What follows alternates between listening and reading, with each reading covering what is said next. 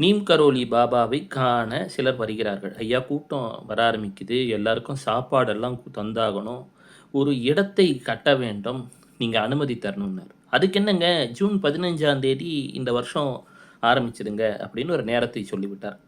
ஜோதிடர்களை அணுகுகிறார்கள், அது மிக மிக மோசமான முகூர்த்தம் அப்படின்ட்டாங்க. இதில் ஆரம்பிச்சிங்கன்னா இங்கே எதுவுமே நடக்காதுன்ட்டாங்க. மீண்டும் பாபாவிடம் அச்சத்துடனே செல்கிறார்கள். எல்லாம் ஹனுமான் பார்த்துப்பான், ஆரம்பிச்சிடுங்க சொன்ன நேரத்திலேன்ட்டார். ஆரம்பித்தார்கள். உடனே வெளிநாடுகளிலிருந்தும் எல்லா இடத்துலேருந்தும் பணம் கொட்டுன்னு கொட்டுது.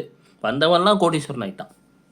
இப்போது மகான்களிடம் இந்த ஆற்றல் எவ்வாறு வருகிறது? நேரத்தையே ஆட்டுவிக்கக்கூடிய ஆற்றல்.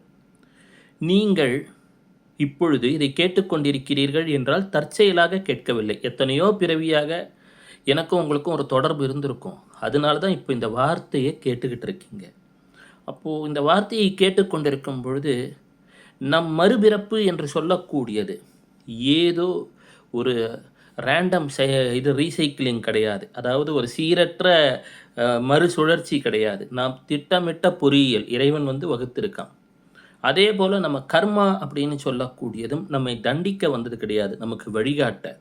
இதை உணரத் துவங்கிவிட்டால் உங்களிடமும் ராமநாமம் வந்துவிடும். நீங்களும் காலத்தை மீறி செயல்படக்கூடிய ஒரு ஆற்றலை பெற்று விடுவீர்கள். இறைவன் விரும்பிவிட்டான். எனவே தான் இப்பொழுது இதை கேட்டுக்கொண்டிருக்கிறீர்கள்.